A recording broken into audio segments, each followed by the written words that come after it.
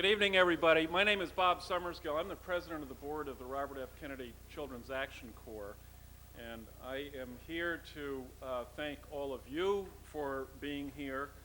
And also, I would like to recognize we've got a number of our staff from the Action Corps, and I'd like to just recognize them and give them a round of applause, because these are the people who are really on the front lines of dealing with some of the issues that our distinguished panel is going to be talking about tonight. It's an honor for us to be here, to be part of this forum this evening. And in a minute, Julie Wilson from the Malcolm Weiner Center for Social Policy will introduce our panel. I'd like to take just a moment, however, to tell you a little bit about our agency, the RFK Children's Action Corps. We're approaching our 30th anniversary. We were founded shortly after the assassination of Bobby Kennedy by a group of concerned people here in the Boston area who wanted to establish a living memorial to Bobby Kennedy and the work that he had done for and on behalf of children. We have been at it now really working for disadvantaged children, and we feel that we've compiled a pretty good record over the years. And I think that as we hear the discussion that's about to take place tonight, we can reflect on some of the challenges really that we who are in this area of work are facing. It's not an easy task out there, and one of the key components of our work, in addition to working with these children in the residential facilities that we operate around the Commonwealth of Massachusetts, is to be advocates for these children, for these less fortunate children in our society. And tonight's event is part of that advocacy. So thank you once again for being here. Julie?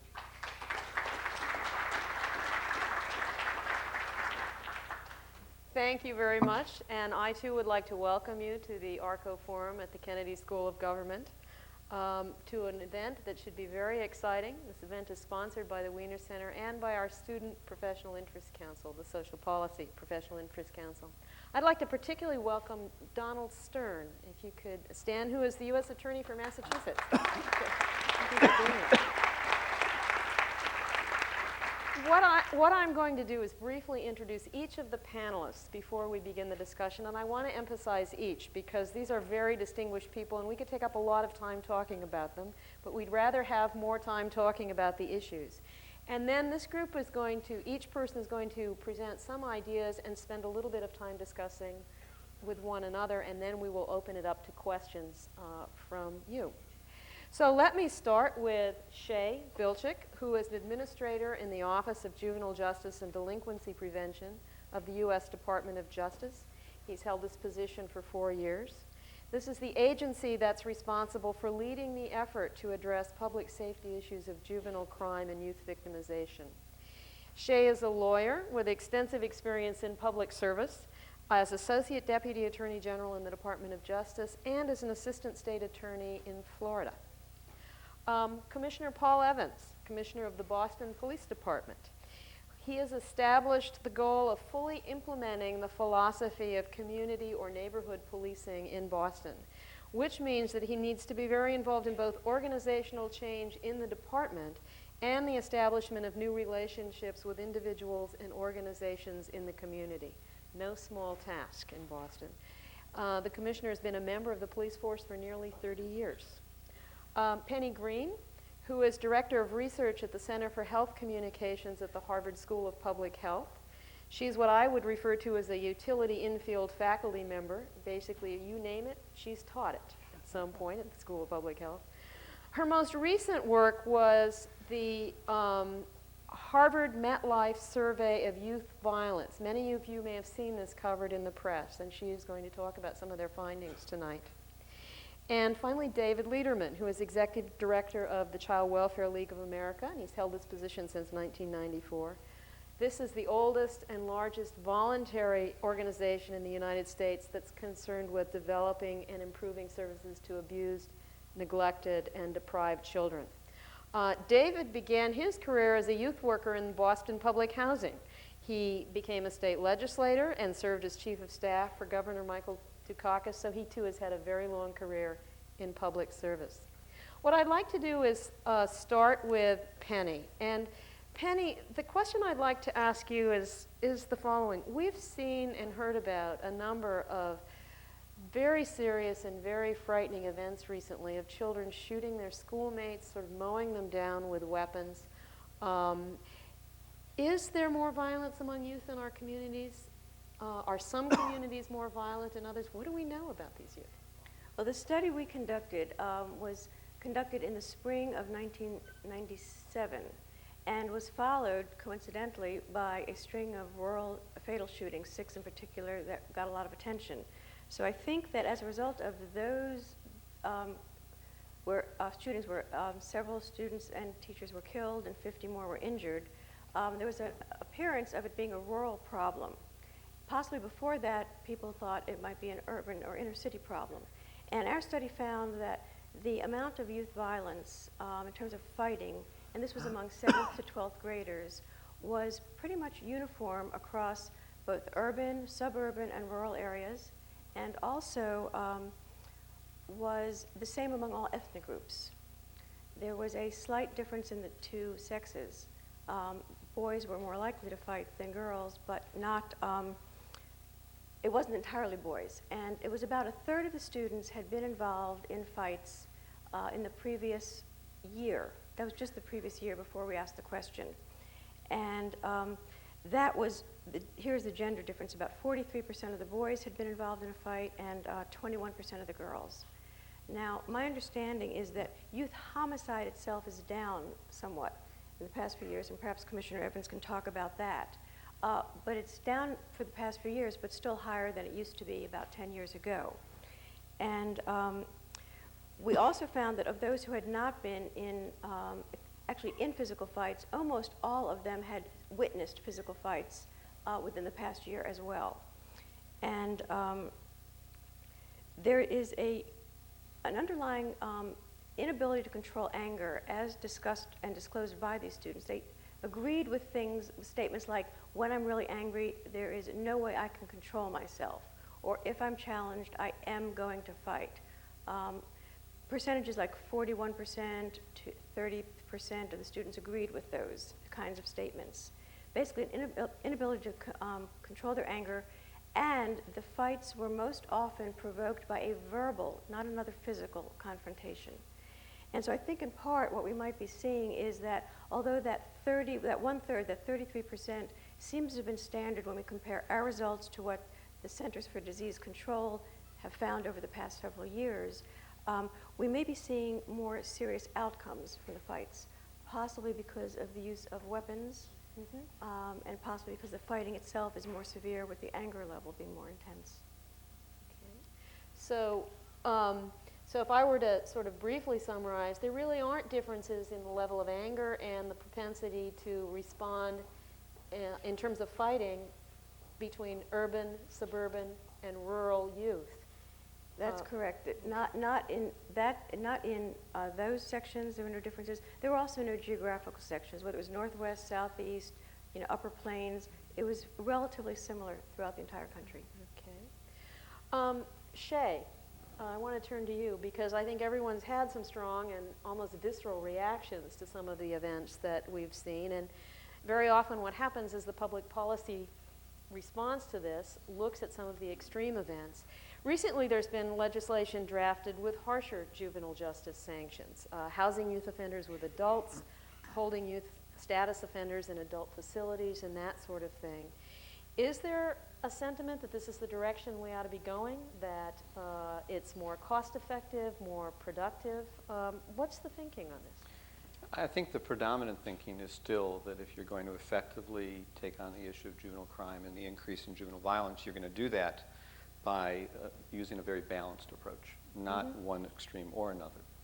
So when you see some of this legislation coming forward, and I think it's a reaction to some of the increasing levels of violence we have seen over the past 10 years, particularly increased levels of gun violence in many communities. You also see taking hold in places like Boston, as well as other communities, a strategizing as to how do we figure out how both to ensure immediate public safety through more aggressive law enforcement and correctional measures, but then also how do we capitalize the knowledge we have now on the good prevention programming that can be put into place for real long-term substantial decreases. So you can do a lot of corrections, you can do a lot of law enforcement focus, and you can decrease crime. But I'm sitting next to a man who can tell you, yeah, but I can get some decreases, but the long-term increases are going to happen if we really invest in prevention. So this discussion that's taking place in communities across the country is one where I think, perhaps fortunately, we have corresponding research now that says we understand better the pathways towards delinquency, we understand better the opportunities to interrupt the cycle of violence that many kids are experiencing, and we can actually identify programs that we can put into place as part of overall strategies that will work to reduce crime. So when you piece that together, like a Boston has, like other communities now are trying to mirror Boston's success, you have hope that it's not just a matter of the extreme of let's just lock them up, let's incarcerate status offenders, that we can really punish our way out of this. That's not the way it can be done. So it's a good time in a way for all this attention and focus, and the fact that it hasn't disappeared because the crime rate's gone down over the past 2 or 3 years. We need to maintain that focus now, build on what we know works, and put it into place in communities. Not just an isolated year or two, but long-term strategic plans within communities. And maybe the commissioner can talk about this, because I think that's something that communities like Boston are looking towards. How do you institutionalize these good things that have happened over the last couple of years? So it's not just a matter of, is Commissioner Evans in office? Is Mayor Menino there? Do you have a particularly thoughtful school superintendent? But how do you make sure that this community invests from grassroots level up to leadership into long-term strategic planning that will ensure those reductions? And as I said, we're fortunate to understand the problem better. We don't just argue from the gut anymore. It used to be, as a prosecutor, I'd always have to just argue from the gut. It's the right thing to do to invest in kids. It's the right thing to do to have this child go into an early intervention program. I didn't have the research to back that up, but now we do. Now we know it every step along the way. Even some of the recent results that came out in the Journal of American Medicine recently from Dr. David Olds, where he showed that through nurse home visitation programs, we not only could reduce child abuse and neglect, reduce welfare dependency, delay second births, and all the good things that come from that for young teen moms. But we also, 15 years out, will see those infants now as adolescents half as likely to be delinquent in their lives as their counterparts that don't benefit from that kind of program. That's the earliest of prevention. You can take that all the way up into the JJ system, and you'll see programs in the juvenile justice system now that are proven to be effective in reducing crime. That's the good news. That's a particularly important finding because that was such a well-designed and well-documented study, so that we really do have a sense of what we've learned from that. And there are more and more of those, not That are just in that coming area, out. but in other areas where we have well-designed studies to prove that the effectiveness. Paul, we can't think of a better introduction for what you're doing. Well, you know, I think, how did we get where we are today? I think in the late 80s, early 90s, we were dealing with the emergence of crack cocaine and a gang problem. Not only Boston was dealing with that, but certainly the country was dealing with it. And we weren't dealing with it very well. I mean, the traditional police response was, let's get tough, let's crack down, let's make arrest. And in many instances, we were only exacerbating the problem. So I can recall early on, when I became the police commissioner, we had some serious problems, and we went to the officers who were closest to the problems and said to those officers, what do we do to stop the violence? I'd been around, I think, 26 years at the time. I fully expect them to tell me we need more cops, we need tougher judges, and we need more jail space. The best cops in my department were saying, we need jobs and alternatives for young people. These were the people that were out there every day dealing with the problem. And I think that started our comprehensive approach. And there was also a realization that what we were doing wasn't working, that we had to create partnerships, that we had to work with the community, that the police alone weren't going to solve the problem. So that began a comprehensive approach to the whole issues of violence: prevention, intervention, and enforcement.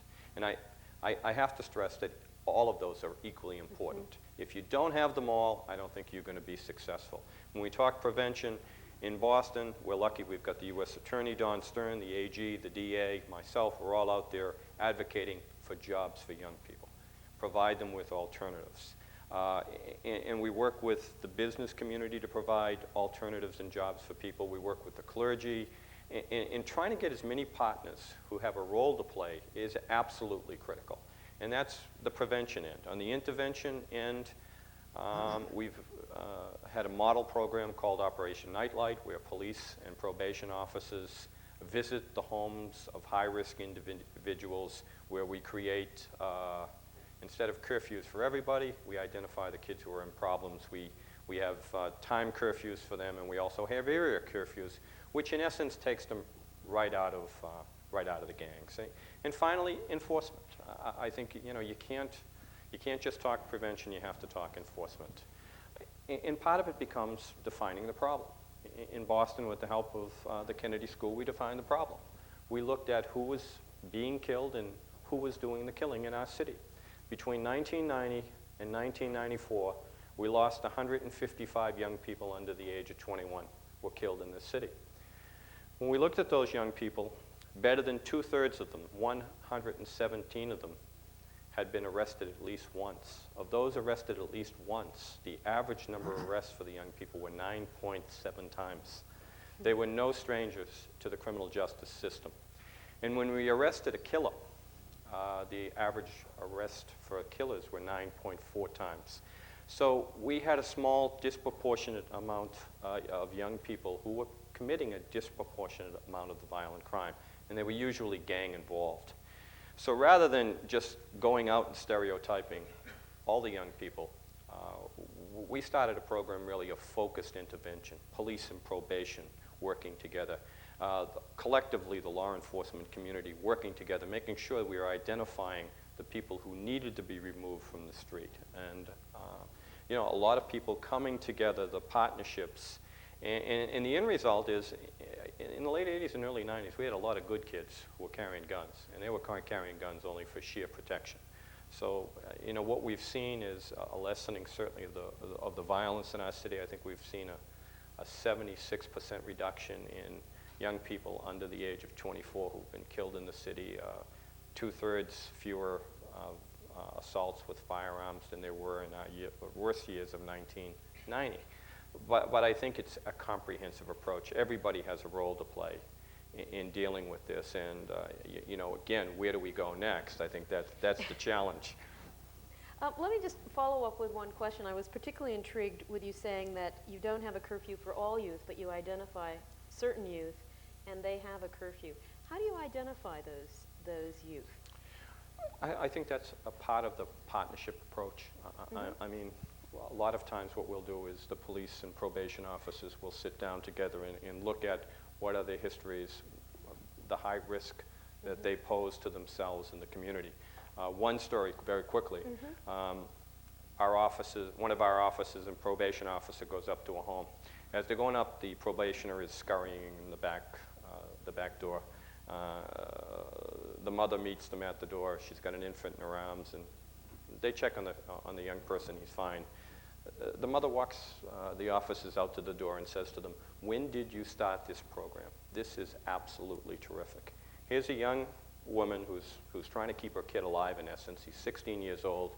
She's having trouble controlling him, and the police are there with the probation officers supporting her efforts to keep him off the street, keep him in the house, and keep him out of trouble.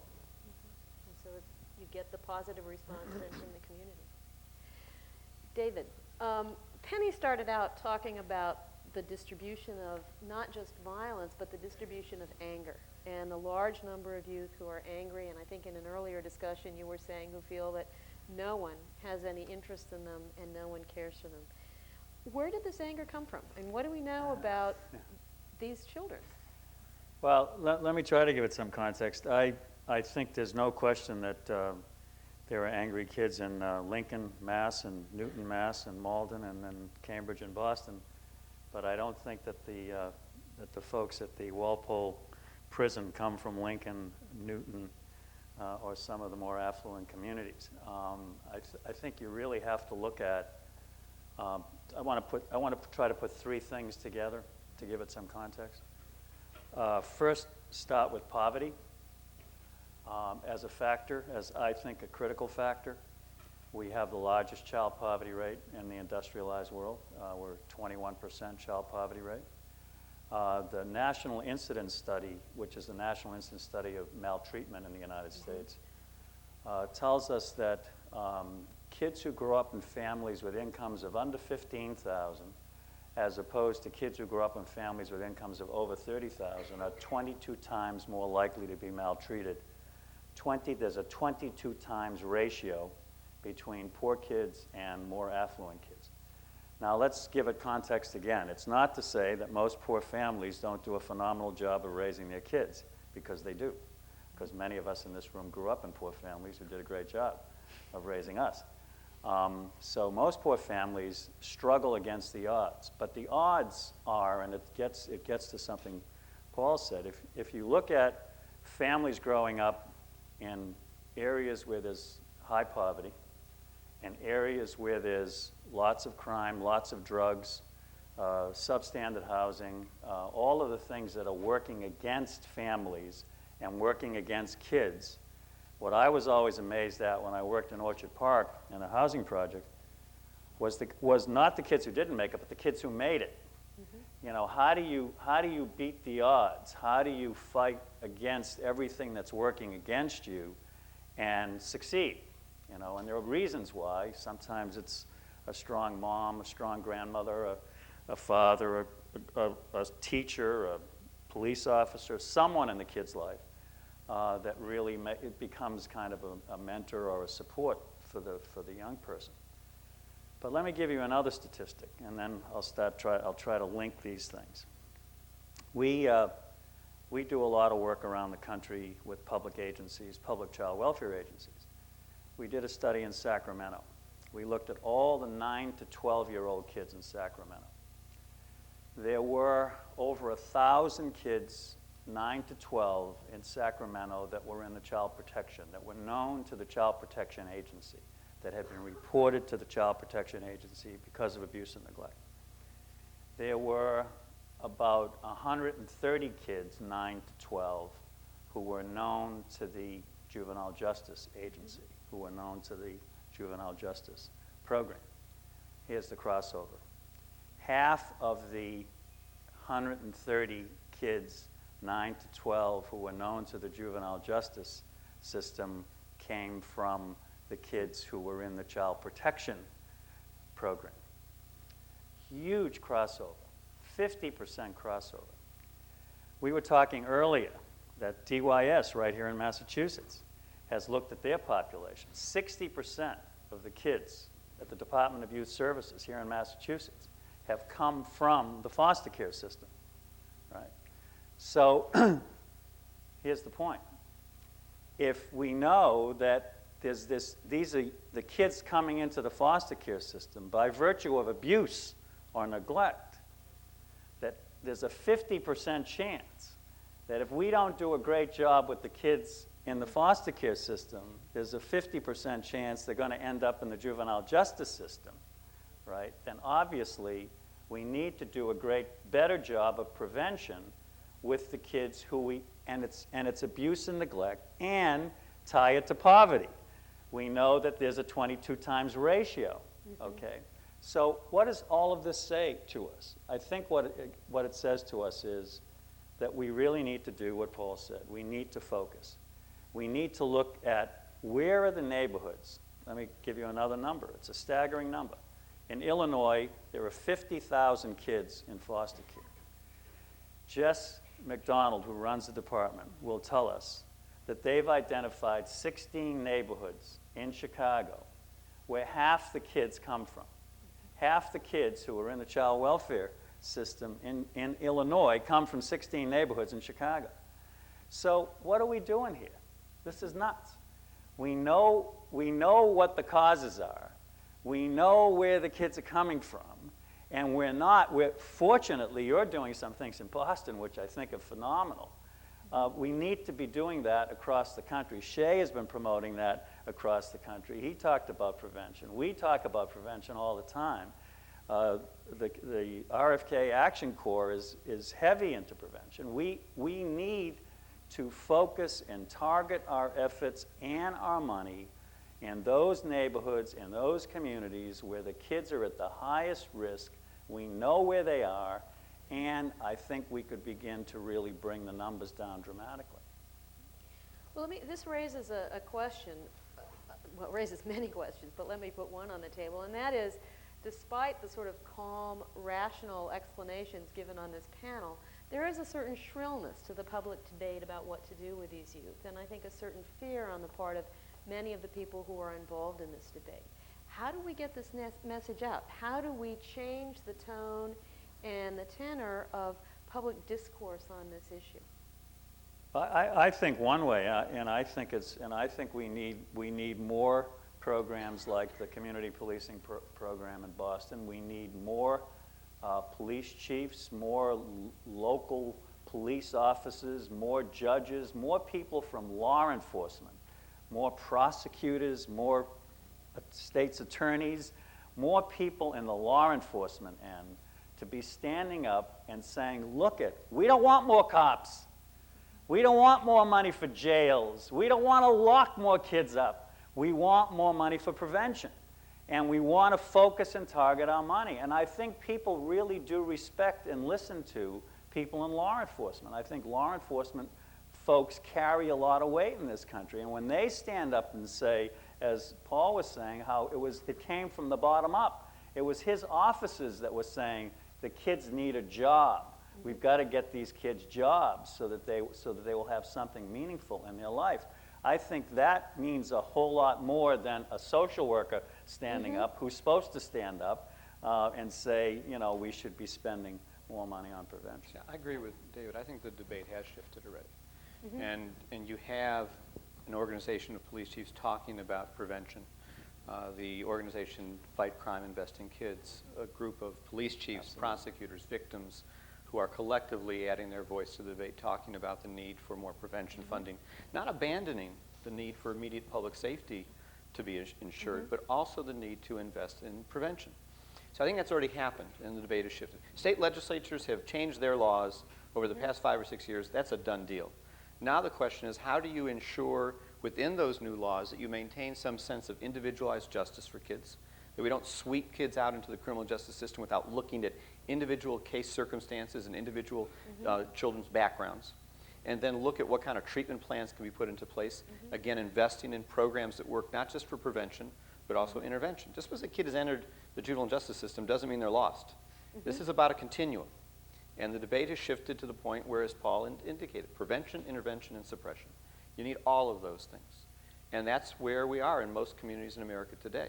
That people are saying, wait a second, we tried transferring a lot more kids. What happened to them? And starting to see. Not many of them went to jail. A lot of criminal court judges are saying, what do you want me to do with these kids? A lot of the kids you're transferring are kids I don't need to incarcerate. Where are the treatment programs for them? So this is all added to the current mix of discussion about where we are and where we need to go. And it points again to the very balanced approach that needs to take hold, part of long-term strategic planning that needs to take place in communities, even a place like Boston. In the next 4, 5, 6 years, we're going to see a 24% increase in young people who are probably right now in our elementary schools. They've been termed, unfortunately, names like super predators and what have you. We have to be doing things about those kids right now. I know one of the things that my department just was involved in is a major truancy initiative that the city announced. And that's underway. I believe very strongly that the biggest prevention tool that we can do in our city, or in any city, is making sure our kids get a good education. And I say very clearly that Tom Pezant will have a lot more to do with how safe our city streets are in the year 2006 than the police commissioner, any police commissioner will. And I think, we have to spend an awful lot of effort making sure that we educate our kids well. That's why I think you see Tom Menino is committed to those schools. And that's where we have to be right now. And I think that's what we have to say is, with all these young people coming of age, we better be prepared for that. We better educate our young people, or we're going to be right back to where we were just by sheer numbers in the late 80s and 90s unless we take care of these kids right now. Julie, I think also, given that there's this underlying climate of anger, and it's especially predominant around schools, in that 73% of the fights that were reported to us occurred on or around school property. I think one thing that's really important also is to have more programs about conflict resolution. How do they handle this anger that's just waiting to explode when something does trigger it? And there are also like safe school initiatives. And other programs out in Oakland, they have almost like a safe house, so that this is a place that children can run to on their way to or from school if they get frightened or intimidated, that they know they can be safe. I was just going to say, I think that you really have to separate out, and it's hard to, but you know, fights have been going on for a long time. I mean, you know, the high school I went to, we had fights all the time. You know, when kids gather, you have fights. I mean, that happens. But there's a difference between the kids who have fights and the kids who end up really doing very, very serious damage. We're conducting a study of a longitudinal study of kids in residential care, and we're looking at 3,000 kids in residential care across the country. It's a 5-year study. We're 3 years into the study, and we've got numbers on the first 1,000 kids. And the first 1,000 kids, these numbers are really tell a story. Over 30% of them were adjudicated delinquent, a third. A third of them have an incarcerated parent,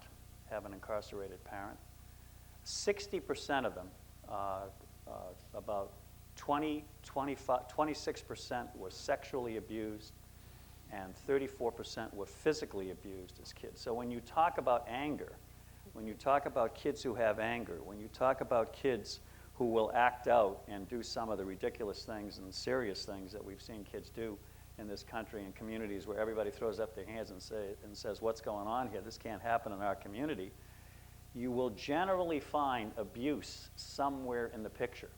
If you go back and look at these kids and look at their personal situations, you will generally find there have been studies of serial killers. Almost every single serial killer in the history of the United States has a history of physical or sexual abuse in his or her life. So the abuse issue is a critical issue that produces anger. Kids get angry when they have been physically or sexually abused.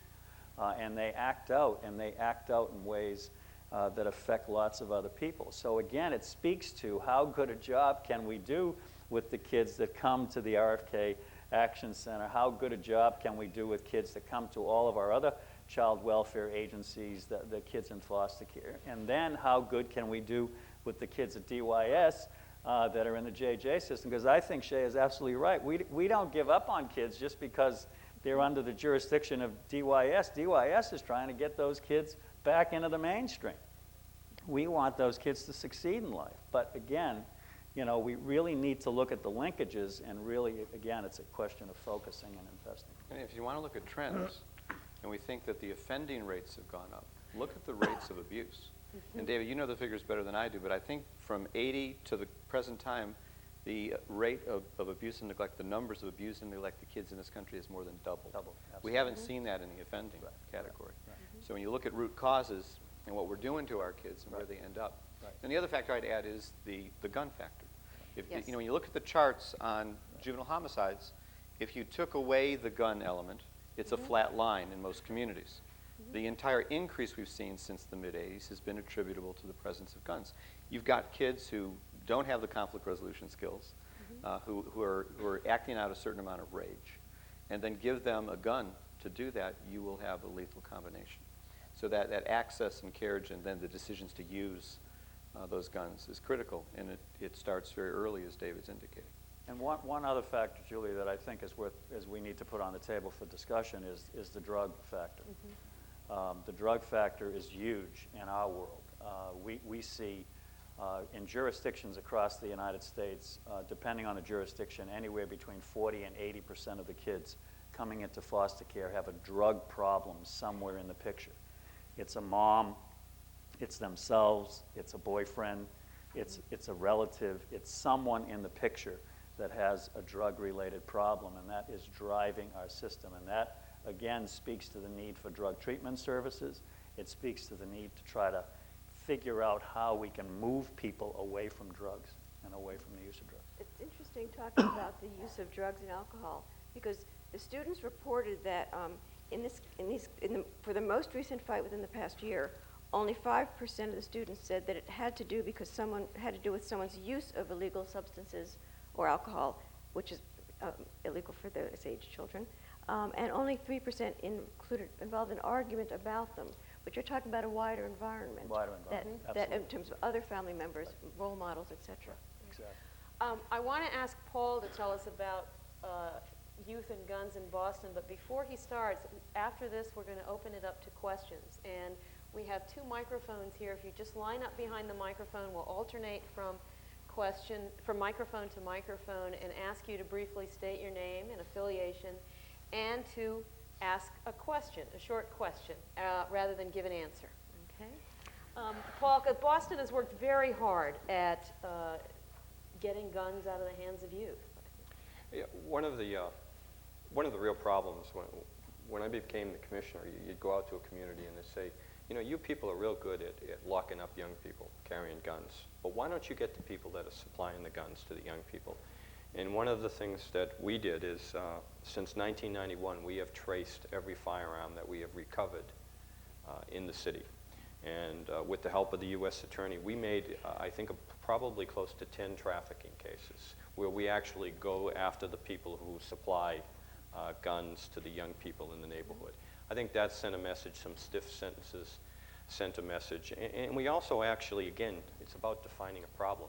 For years you heard Massachusetts pointing the finger and saying, you know, those southern states, they're all selling those weapons and they're all flooding into Massachusetts. When you actually define the problem, look at the problem, the guns we were recovering from young people under the age of 21, 34% of those were being purchased in Massachusetts. So our problem was right in our own city. One of the things we did was we went out with ATF agents and we inspected every federal firearm dealer in the city. And 80% of them immediately turned in their licenses. You know, we were going to make sure that the regulations were enforced and that any zoning controls we have were enforced. So, you know, we approached it from another. We also looked at, you know, what kind of weapons were the kids carrying. The weapon of choice for young people is a semi-automatic, better than 50% of them. But what happens with that is many of the kids, because of the latest technology with ballistics, we trace weapons, we can see if it was used in a crime. Now that there's an expression on the street, they want a weapon that's new in the box. And many of the weapons we recover, time to crime is less than 2 years, from the time they were purchased to the time they're used in a crime. We can trace them very readily and try to find out where the source is.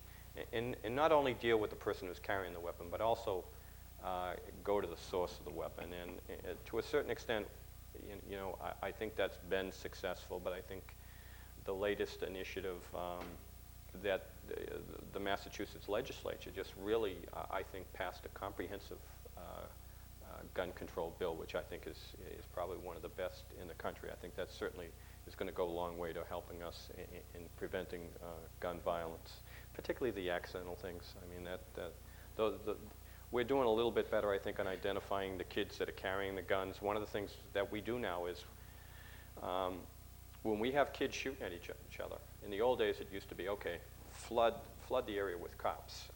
And the kids believe they're acting anonymously. The cops don't know what's going on.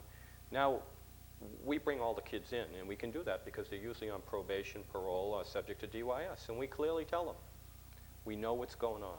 The violence stops, or we will enforce every conceivable law we can, and you will pay the consequences. And what we're about is we're about keeping you alive. And what's important when we do that is who's in the room? The U.S. Attorney, the AG, the DA, probation, parole, DYS, a number of police departments, clergy, street workers who are all there to say we'll help and get you resources, but we're all very clearly saying we know what's going on and it stops. So again, identifying focused intervention when there is violence, knowing who's doing it, getting on top of it, and stopping it is something that we've been using. Okay, let's move to questions. Thank you. My name is David Simpson. I'm a resident of Boston, no relation to Senator Simpson. I have a question. I live in Boston. I formerly lived in Manhattan. I also had the opportunity to live in Europe.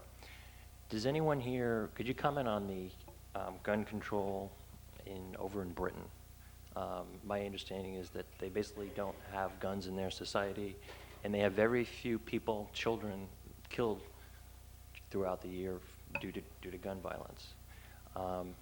I have a solution, but could anybody comment on that first? Does anyone know? Do we have any data? To include the audience, could you comment on gun control in Britain? Do we have anybody from Britain here who can To comment? to include the police force in Britain, whether or not they're allowed to have guns. We have a British police officer on our faculty. He is unfortunately at his daughter's soccer game tonight and couldn't be here. I think it's a proven fact that you go to places that don't allow guns, and their homicide rates are dramatically lower than ours are. So that's an absolute given. I mean, if we could get rid of guns, I mean, we'd be terrific. I mean, I think at some point we find 70 to 80% of our homicides are committed with firearms. So you you eliminate firearms, and you make my job a lot easier. There are also some interesting studies going on, though, taking a look at what's happening in Japan right now. Because Japan had always been known as having extraordinarily low homicide rates and violent crime rates, and yet those rates have really gone up substantially in the last several years. And people are looking at why that's happening, particularly if it's not as much of a gun society as this one is. So it might be something learned from there as a middle ground somewhere between where we are and where Great Britain is. Yeah, I guess we are more of a gun society, maybe more so in New Hampshire than in Massachusetts. A possible solution, it might be kind of drastic, but maybe you might want to comment on it. I live near Lexington, and there's an armory, a military armory in Lexington. And for all the gun-loving hunters in the town of Lexington, maybe they would agree to, if they go hunting in New Hampshire over the weekend, take their weapons to New Hampshire.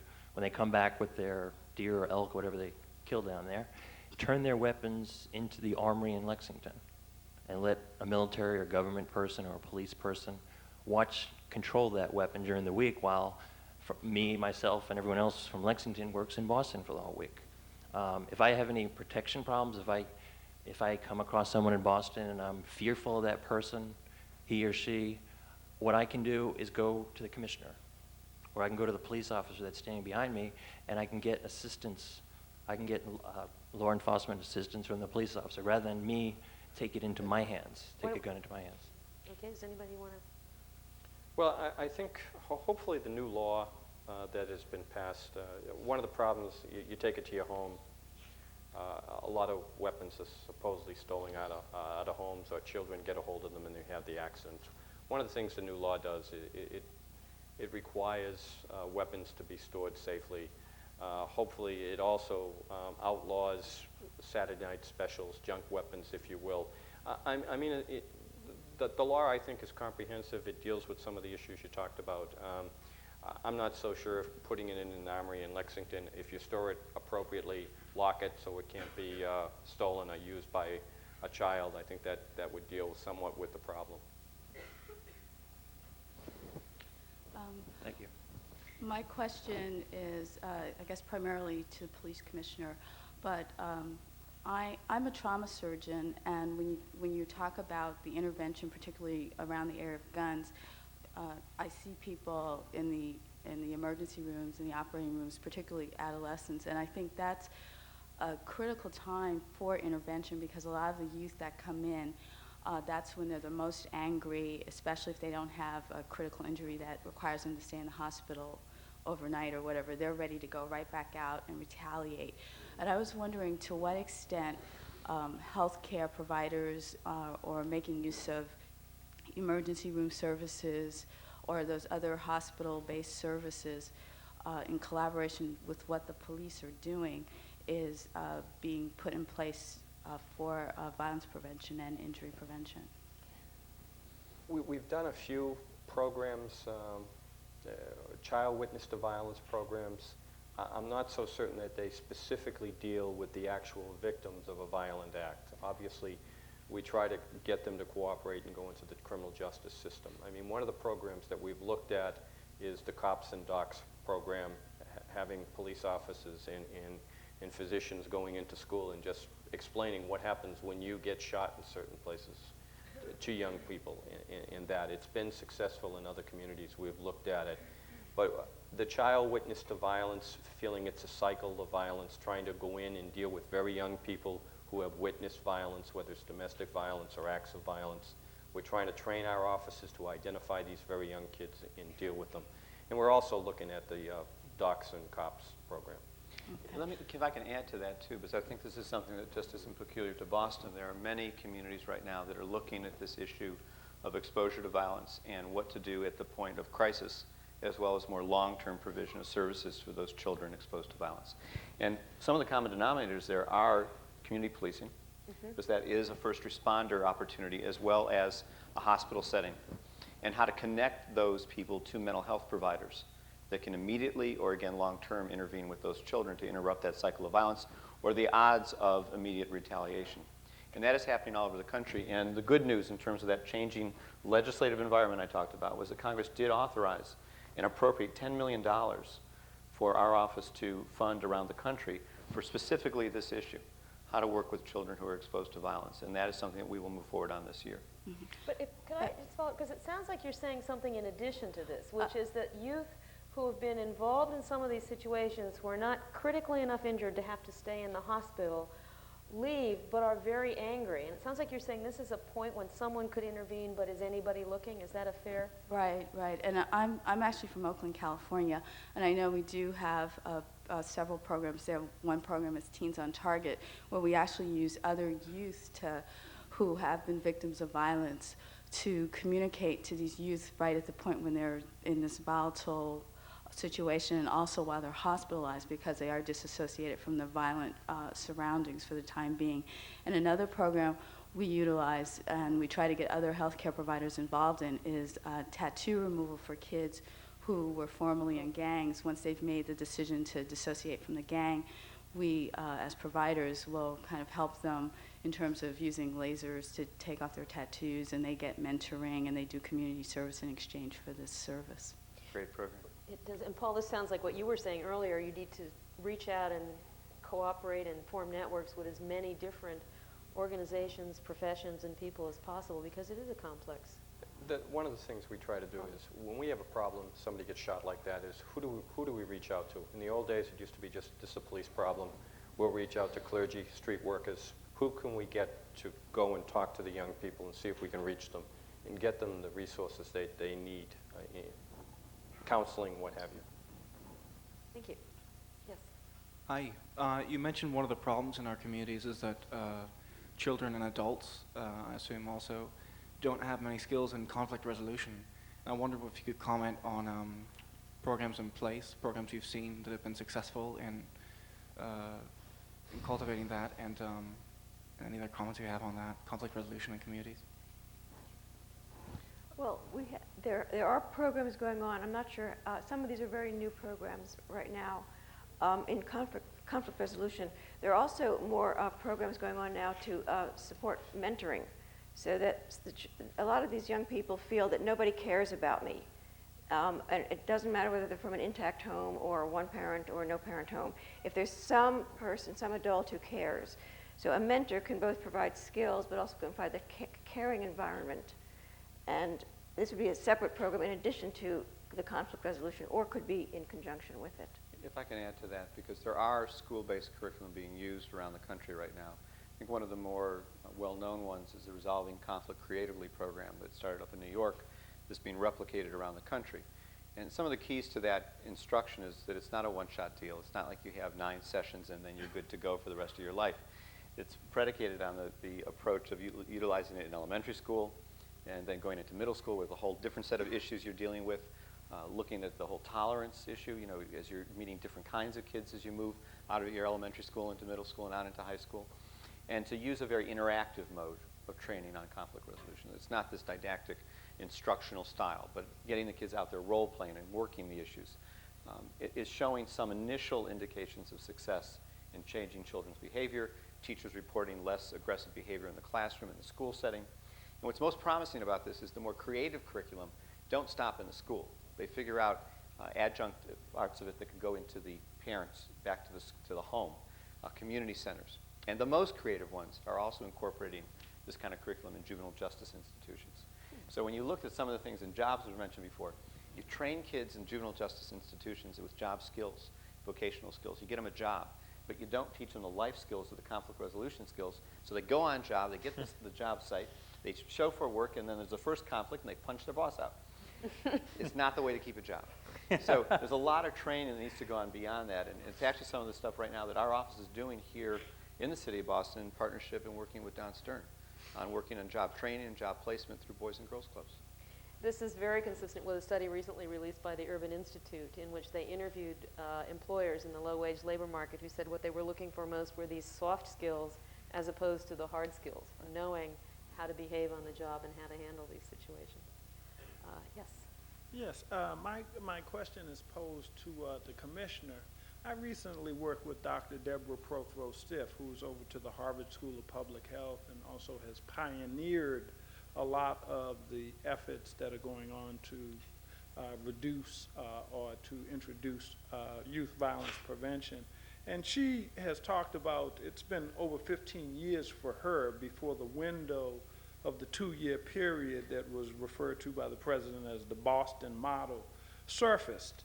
And following her, she's talked about it being multi-level, it's being public-private partnerships, it's being community grassroots support, and not just, and I'm encouraged to hear you say it's not just community policing, because we seem to be getting a lot of the messages implicitly that it's just, let's just put more police out there and make them the officer-friendly types, you know, that'll wave to you as you go to school, and that really does it. You know, it's good relationships with community. I would like you to just talk some more about the notion of community partnerships and the massive network that was created in Boston, Roxbury, and North Dorchester with community-based organizations, with faith-based organizations, with Boston community school systems that really form the infrastructure for decreasing the level of crime and violence that we're presently enjoying. Because I think people need to hear about this community partnership. You're absolutely right. But in reality, I think that's what community policing is, a recognition that the community has to work together to establish a safe community. And I think that's what we've tried to do. What we've done in each of our 11 police districts is we've had what we call a strategic planning session, where the police and the community came together and said, what kind of community do we want? And how do we together establish goals and objectives for that community? And in what role do we all have to play? What kind of partnerships? Who has to be at the table so that we can have the type of community? So right at the grassroots, we establish, you know, what kind of community, what are our roles? And as a result of that, we have really, I think, done a lot of partnering with faith-based communities, business communities, block watches, and I think that's been successful. But also, once we establish those goals and objectives, we use some Justice Department money to actually fund many of them youth-based organizations, Boys and Girls Clubs, Bird Street Gym, all of them saying, okay, here's our goals and objectives. We're all in this together, so we're going to give you some money so you can come in and help us, nonprofit groups, achieve our goals and objectives. Now, for the last 4 or 5 years, we've had a licensed clinical social worker who spends half of a morning in a police station and the other half of the day in a Boys and Girls Club. And what happens, we train our officers to identify high-risk kids, and the licensed clinical social worker's job is to get a network of services to help these kids, whether they be the 10-Point Coalition, the clergy, a community group, the local Boys and Girls Clubs, the YMCAs, whatever. There's a real realization of the secret is collaboration, everybody working together. I mean, you've hit on it. And I think sometimes when people talk about the Boston model, they like to take one piece and say it's this. And you miss it, because it's an array of partners come together who talk very, very seriously about prevention, intervention, and enforcement. And it's just, unfortunately, sometimes it's, well, they do this program. And then they'll come back and say, well, it failed. We didn't do that. It didn't work in our community. Well, you didn't get the gist of what we've done. We've really partnered with anybody that can bring something to the table in reality. Thank you. Thank you. My name is John Bartlett. I'm a former staff member at Fight Crime, Invest in Kids, and now a first-year student here at Harvard Law School. We've heard a great deal tonight about children and youth as people to be contained, treated, perhaps feared. I was wondering if anyone on the panel would like to talk about ways in which youth can be involved, activated, and listen to things. Yeah, there's a lot going on around the country. Many of our agencies involve young people in community service projects so that they get involved and give back to the community and can feel good about what they're doing to help the community. You know, I think when we look at kids and look at their strengths and try to play to their strengths. And we know that kids who do well in school, kids who participate in some kind of community activity, boys club, girls club, a Y, kids who have something spiritual in their life, kids who, you know, participate in a church or a synagogue or have something spiritual, kids who have good support in their own home, a good support system, kids who have those things going for them as strengths, those kids are probably going to be okay, and those kids are probably going to do well. And how we ensure that kids have those strengths, I think, is really the challenge. Paul talked about that, you know, the school department is going to determine what his job is going to be like in Boston and how well the Boston School Department does in keeping kids in school and educating kids in Boston. So clearly your point is well taken. I mean, I am a strength-based person all the way. I think that's the way we need to go, is to look at kids' strengths, play to their strengths, and try to build on them. And that's our best shot. Are there ways to involve them in the process, to have youth on board in whatever it is you're working on? We want to talk about the local level first, and I'll tell you what we're doing at the federal level. Very quickly, we've got really police youth councils, United Methodist Urban Services. We started, again, a grant program where police and young people come together in their neighborhoods, identify what are the problems in there, set goals and objectives, how do we jointly solve those problems, almost like a youth council, and then they're going out and working with other kids. We did a poll a couple of years ago through a project called Teens, Crime, and Community, where the Harris people surveyed and found in a cross-section across the country of youth, nearly 90% of the youth in this country are willing to volunteer time to benefit their communities, to benefit other youth, and indirectly to help reduce some of the crime that they've seen in their neighborhoods. We formed a national youth network, which consists of over 30 national organizations which sponsor youth. David's organization sponsors 2 youth on this network. The purpose of the network is to document what youth are doing around the country to help other youth, to help communities, to invest in their own communities with their time. A Youth in Action series now is being printed, where we are documenting different types of programs that youth can develop on their own. Youth-led programs, not necessarily what we hear sometimes from youth where I have a seat at the table but no one really listens to me. Meaningful roles in adult functions, but also their own youth-led efforts where they can contribute to their communities.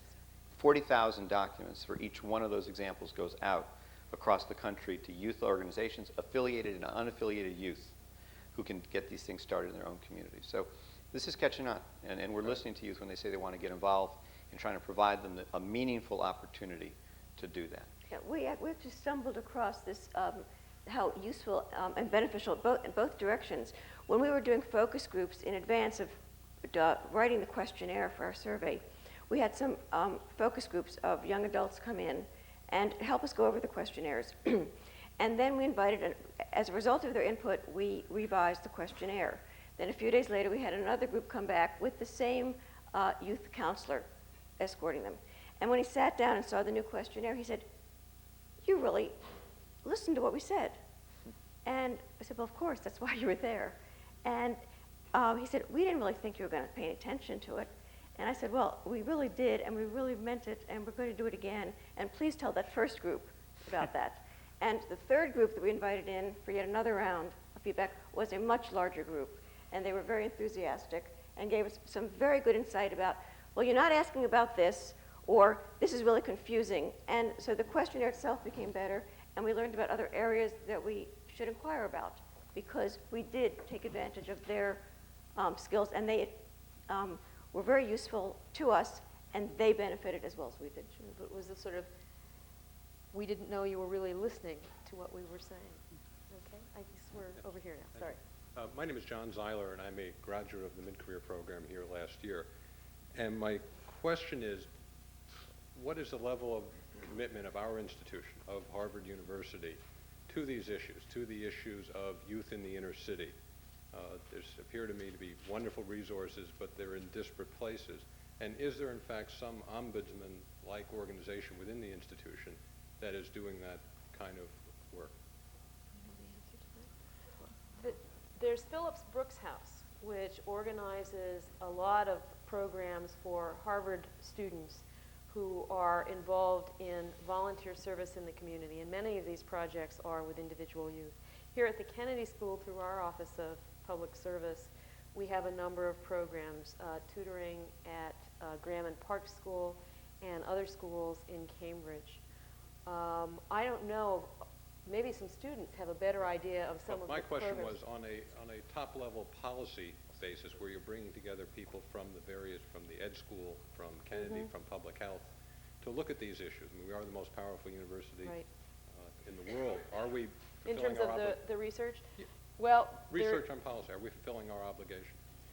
whether, The Boston Gun Project, which is now being emulated, which basically where are the guns, who's carrying the guns, that type I talked a little bit of. That started here, and I think it's now David Kennedy has gone around the country. I know Frank Hartman from the Criminal Justice School was very instrumental in helping us identify people who would get strategic planning implementation grants. So as far as my department's concerned, when we've gone to Harvard, they've been very helpful in really, before police departments were driven by 911, now we're more into what's the data telling us? How do we define the problem instead of just chasing radio calls, being about problem solving?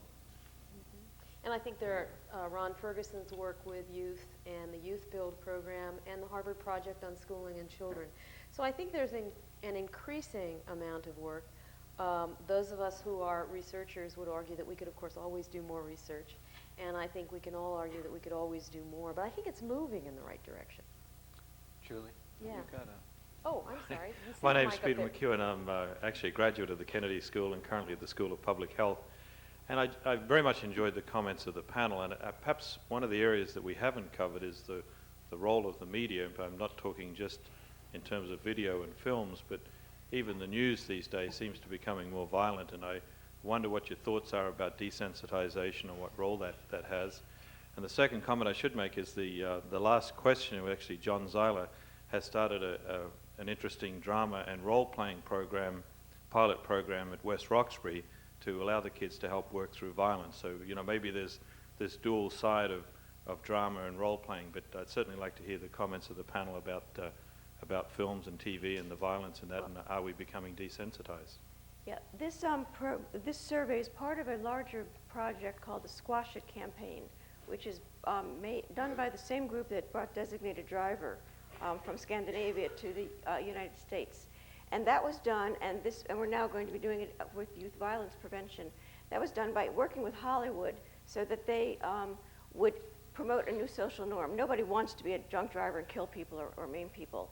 And so they would just, in some TV programs, in films, whatever, and this is not just ads, these are actually in programming, would have somebody be offered a drink and they would say, no thanks, I'm driving. So we're trying to work also with us young adults, different shows where there are young adults, so they can say something like, squash it, man, walk away, and make it socially acceptable and the strong thing to do that. Can I also comment on this? You've identified a really troubling issue. Yeah. When we took a look, and Fight Crime, Invest in Kids, I think, did some of this too. When we took a look at the reporting rates of violence and how they had changed over the past 4 or 5 years, at the same time, in the last 2 or 3 years, that we've seen a decrease in actual juvenile violence, the reports on national news of juvenile violence had increased like 500 or 600%. So you talk about perceptions in the broader public about the nature of the problem, the scope of the problem, whether there's a sense of hopelessness out there about overcoming the problem. When you have that kind of disparate reporting on the issue, then you're behind the 8 ball. and then educating the public on what the problem really is about, which is less than 1/2 of 1% of juveniles 10 to 17 in this country get arrested for a violent crime in any given year. That will not be what a public audience would answer you if you ask them the question.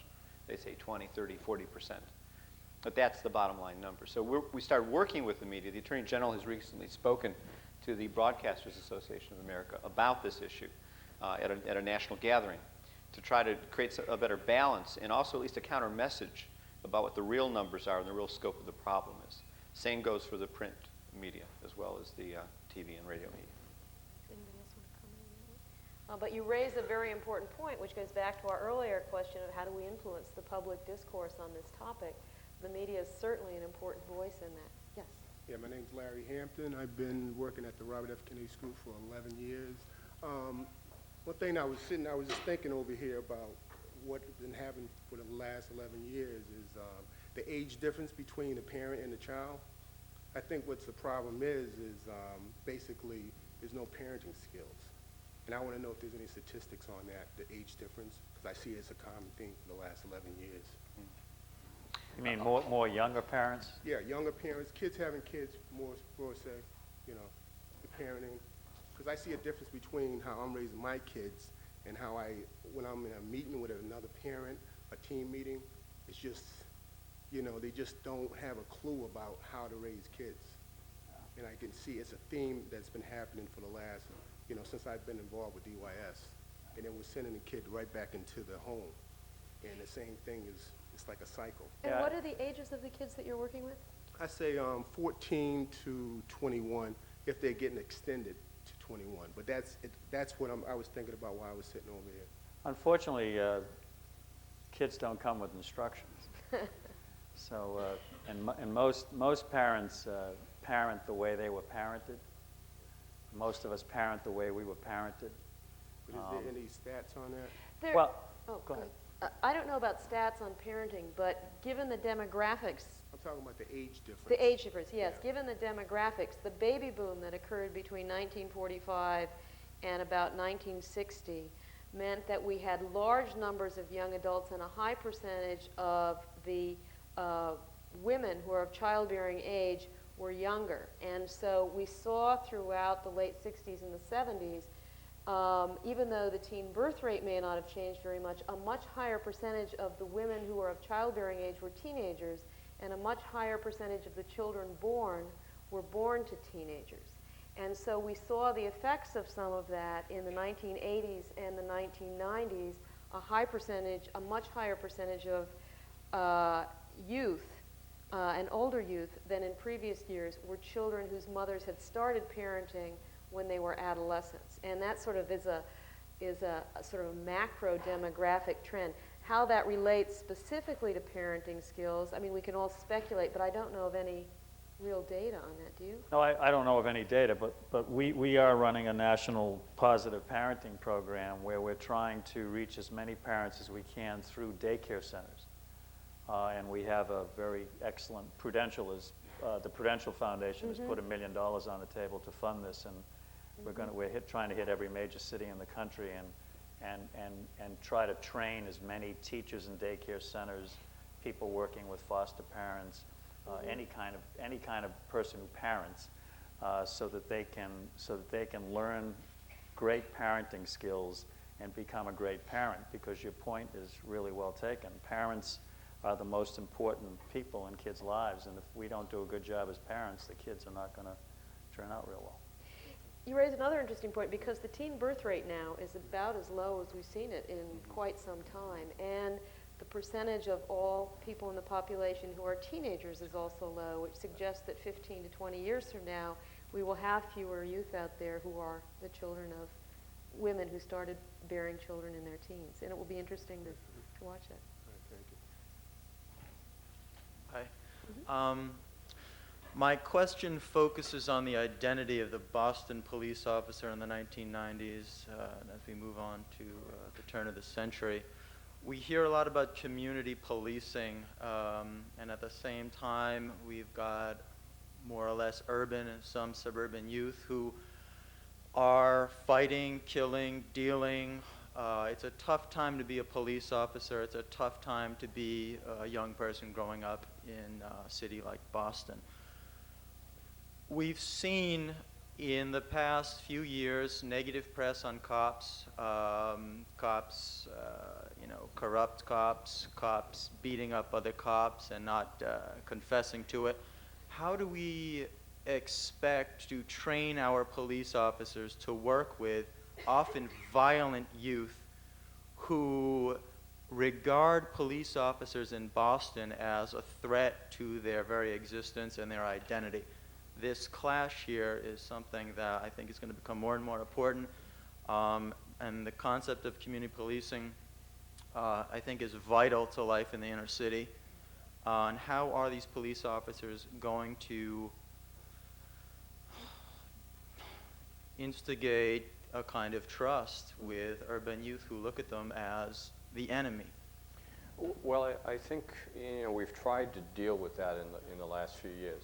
I mean, we've dedicated a number of offices, a number of programs to try to deal with prevention, jobs, and alternatives. We can point to programs where offices are identifying high-risk young people, getting them summer employment, that type of thing.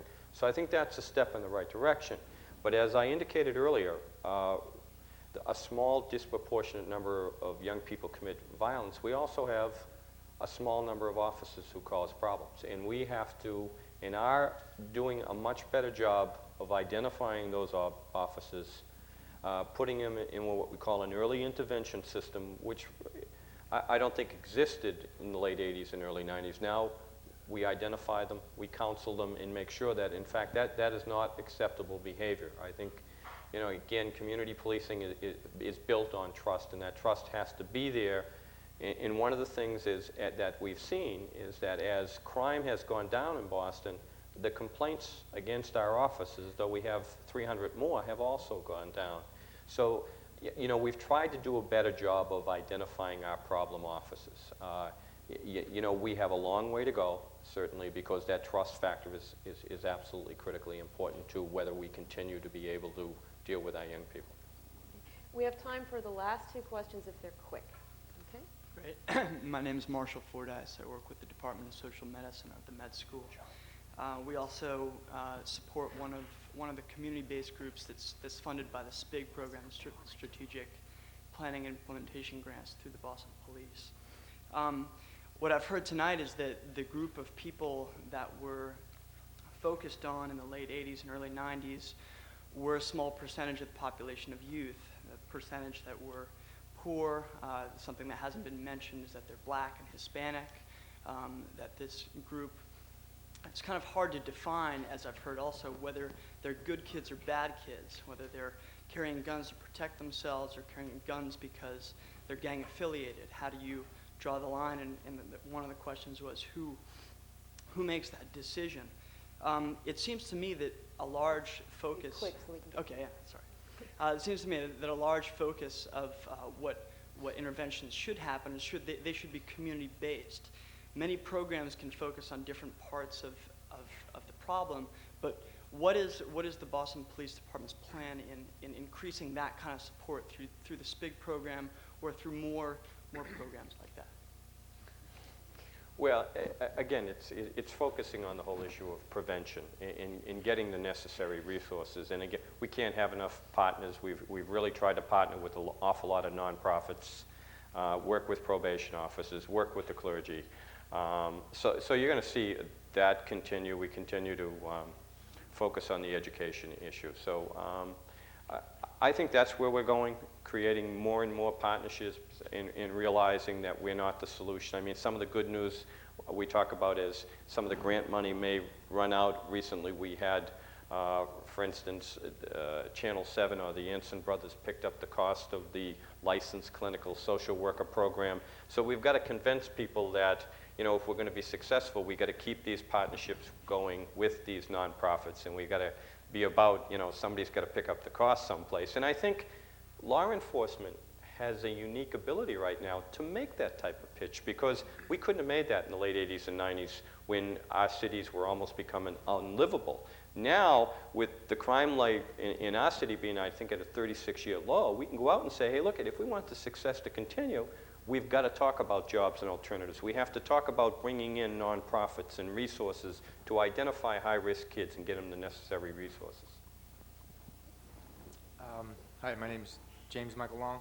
I started a company called Project Kids Incorporated, and I was raised in East Cambridge. Excuse me, I'm not used to talking on a microphone. First I want to thank Commissioner Evans. I know Ralph Martin. I did the Gloves Not Guns program, and we had nothing but a great deal of support from Ralph Martin. I also have experience working within the Department of Youth Services, Colony Detention Center. Was raised in East Cambridge, like I said. It's a public housing projects over there called the Roosevelt Towers that was shut down in 1975. One thing I want to make, I guess my point is this, there's a policy now, it's called the One Strike You're Out policy. And we talk about preventative measures, and it's going to be a rough one if we can just take people and, I don't know, take them right out of their homes. It's kind of hard for me right now because I'm dealing with a couple of kids who are homeless under this policy. Let me just turn this way. My question is, I ask you to take a look at the policy and consider how it will affect not only the young people, but the society that we live in. They talk about a public safety issue, and that's within the housing development. I understand the term housing development and projects. My question is to David over in the corner there. Is that your name, sir? You are from the projects, I understand? No, I work in them. Okay. I would ask you, are you aware of this policy, and do you feel that it is 100% correct? No, so it's 100% incorrect. I think, as I understand it, most of the states that have implemented a one strike and you're out policy are not really enforcing it. They have found that it's, I think the only state that really continues to enforce it strongly is California. I'd like to, can I just say this, Yeah. here in this, the city of Cambridge, Massachusetts, there was a 6-year-old boy that was dismantled from his home. So it is happening in Massachusetts and right here in the city. Really? The 17-year-old son was, it's a civil charge also, it's not a criminal charge that's brought up. So the authority has a jurisdiction to pretty much do as they please. Okay. That's all I have to say. Sorry to hear that. I'm sorry, ma'am. My question was also for that gentleman. What is your reaction on that? On the not the commissioner, but the gentleman right next to him. I think I commented indirectly on these types of policies earlier when I talked about the need to make sure we individualize our treatment of people based upon their situations in the background. And so whenever you come up with a policy that is a mandatory exclusion in some fashion, it's right for some sort of injustice to take place. Thank you. And when I said two, I didn't see you up there, so one quick question from the second floor. Thank you. My name is Alex Papali. I've done some community organizing for a few years. I would say that in the opinions of the vast majority of people that I work with, the redeeming qualities of police in general and the Justice Department and authorities, you know, who have the rights to take away other people's rights, you know, are few and far between. I mean, they're really, in all the examples of the dealings that these people have with the police, it's just abuse of power after abuse of power. I'm talking about, you know, the black cop who got beat up by the white cops in Boston. I'm talking about the 34 people who died in Massachusetts prisons last year, 7 by hanging, 1 by dehydration in a medical ward. You know, I'm talking about the abuse of power by the Brotherhood, you know, the Fraternal Order Police and the Justice Department, the Mumia Abu Jamal case, you know, and countless other cases in this country. You know, Abner Louima. I mean, all kinds of examples. And, you know, what reason is there for us to have any kind of trust in this authority, you know, who comes from outside the community, into the community, controls things, sells out, you know, can someone give me an excuse, please? Well, I don't agree that with, you know, I'm not going to argue one way or the other, but I don't agree with the whole concept of they come from outside the community into the community, because what has happened, at least in my city, is that they are part of the community and must remain part of the community and have a stake in the community and live in the community. So I think that certainly is going to change. And as organization as big as we are, we're going to have problems, and how we deal with them will determine how good we are and whether or not the community should have faith in us. But given the nature of what we're about, the incredible powers that police have, there's going to be problems. But I think there has to be a commitment to deal with those problems, and I'd like to think that we do deal with them. I'd like to thank the Robert F. Kennedy Children's Action Corps for providing the opportunity for this remarkable discussion, and our panelists, Shay Bilchick, Paul Evans, Penny Green, and David Lederman, and to you. Thank you. Pleasure.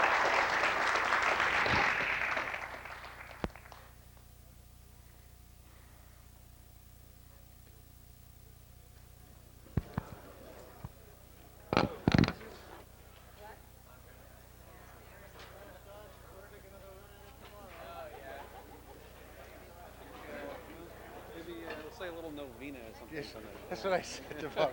She said, what can I do for you? Say a novena.